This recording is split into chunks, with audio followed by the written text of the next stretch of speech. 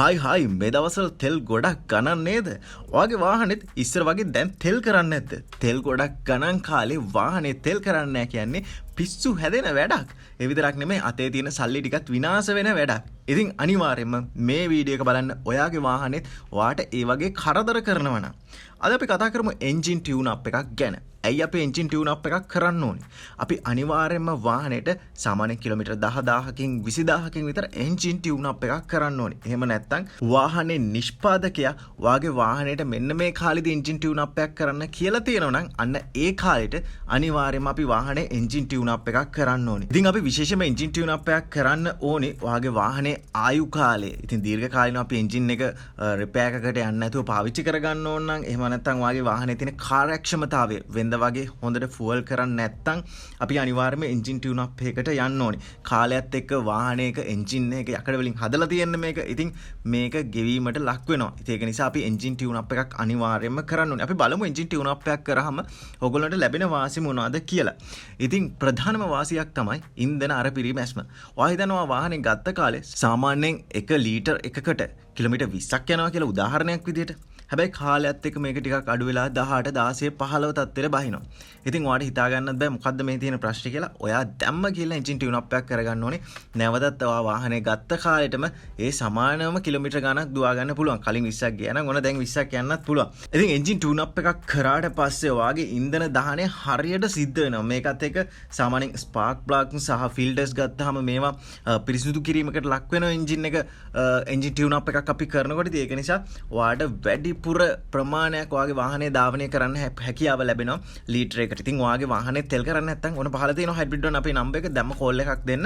Call එකක් දීලා ඔයාගේ වාහනේ එන්ජින් ටියුන් අප් එකක් කරගන්න. ඉතින් ඊළඟ කාරණාව තමයි එන්ජිමේ ආයු කාලය වැඩි වෙනවා. සාමාන්‍යයෙන් කාලයත් එක්ක අපිට එන්ජින් රිපෙයාර් කරන්න එන්න සිද්ධ වෙන්න පුළුවන්. ඉතින් අතර එන්ජින් රිපෙයාර් එකට යන්න ඕනේ. හරි කාලෙදී ඔයාගේ වෙහිකල් එකේ එන්ජින් ටියුන් අප් එකක් කරගත්තොත් ඉතින් මේ එන්ජින් ටියුන් අප් එකේදී මොනවා හරි ඇතුලේ එන්ජින් එකේ ට්‍රබල්ස් තියෙනවා නම් මේවත් අහු වෙනවා. ඊට පස්සේ සාමාන්‍යයෙන් ඇතුලේ සමහර වෙලාවට අපි දැනගන්න පුළුවන් මොන හරි කැඩලා තියෙනවද එන්ජින් එක ඇතුලේ පොඩි තැන්. ඉතින් මේ දේවල් ඔයාලට කලින් දැනගන්න පුළුවන්. ඉතින් මේ දේවල් ඔයා කලින්ම දැනගන්නවා කියන්නේ ඔයාලට කලින්ම වෙහිකල් එකේ ප්‍රෙප් එකක් කරගන්න පුළුවන්. ඉතින් ඒ වගේම තමයි එන්ජින් ටියුන් අප් එක කරනකොට වෙහිකල් එකේ ෆුල් ස්කෑනින් එකක් වෙනවා. ඉතින් මේකෙදිත් ඔයාලට දැනගන්න පුළුවන් ඔයාගේ වාහනේ මොන හරි ප්‍රශ්න තියෙනවද කියලා. ස්කෑන් එකට ගොඩාක් වෙලාවට වාහනේ තියෙන ප්‍රශ්න ගොඩක් අහු වෙනවා. ඉතින් ඔයාගේ වාහනේ ස්කෑන් එකක් සිද්ධ කරනවා කියන්නේ ඇත්තටම වාහනේ ගැන ඔයාලට හොඳ අදහසක් ගන්න පුළුවන්. ඔයාගේ වාහනේ තත්ත්වය මේ වෙද්දි කොයි වගේ තැනක තියෙනවද කියලා ස්කෑන් රිපෝට් එකකිනුත් ඔයාලට ලොකු අයිඩියා එකක් ගන්න පුළුවන්. ඒකත් ලොකු වාසියක් ඔයා එන්ජින් ටියුන් අප් එකක් කරන එකේ.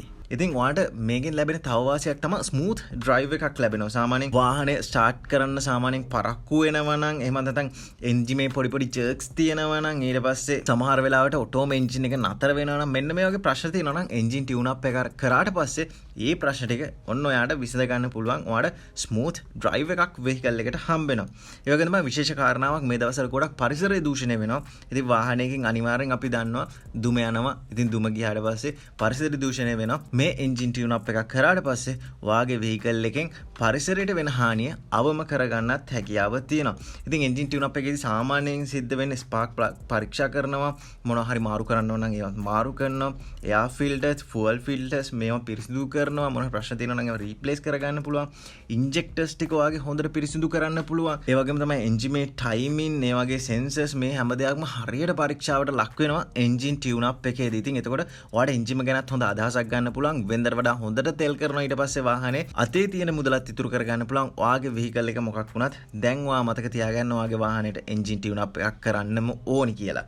ඉතින් සාමාන්‍යයෙන් කිලෝමීටර් 10000න් 20000න් වගේ කරනවා නම් හොඳයි. එහෙම නැත්නම් අපේ වෙහිකල් එක ඒවල තියෙන නිෂ්පාදකයා යම්කිසි කාලයක් ඔයාලට දීලා ඇති මෙන්න මේ කාලෙන් පස්සේ ඔයා අනිවාර්යයෙන්ම එන්ජින් ටියුන් අප් එකකට යන්න කියලා. ඉතින් ඒ කාලෙදී හරි අනිවාර්යෙන් එන්ජින් ටියුන් අප් එක කරගන්න. මොකද ඔයාගේ වාහනේ එන්ජින් එක දීර්ඝ කාලිනව ආරක්ෂා කරගන්න ඔයා ඒක අනිවාර්යයෙන්ම කරන්න ඕනේ. ඉතින් ඔයාගේ වාහනේත් මොනවා හරි එන්ජින් ටියුන් අප් එකක් කරගන්න ඕන නම් ඔන්න හයිබ්‍රිඩ් වන අපිට කෝල් කරන්න පුළුවන්. අපිට ගාවට આવොත් වගකීමක් එක්ක තමයි අපි මේ හැමදේම ඔයාලට සිද්ධ කරලා දෙන්නේ. ඒ සඳහා අත්දැකීම් තියෙන, හැකියාව තියෙන කාර්මික පිරිසක් අපි ගාව ඉන්නවා. වගකීමක් එක්ක මේ හැමදේම ඔයාලට සිද්ධ කරගන්න පුළුවන්. ඉතින් ඒ විතරක් නෙමෙයි ඔයාගේ ගී බොක්ස් එකේ මොනවා ප්‍රශ්නයක් තියෙනවා නම්, සස්පෙන්ෂන් ප්‍රශ්න තියෙනවා නම්, වෙහිකල් එකේ ඕනිම ප්‍රශ්නයකට, සෙන්සර්ස් වල ප්‍රශ්න තියෙනවා නම්, මේ වගේ එකිනෙක හැම ප්‍රශ්නයකටම හයිබ්‍රිඩ් වන් අපි ගාව සොලියුෂන්ස් තියෙනවා.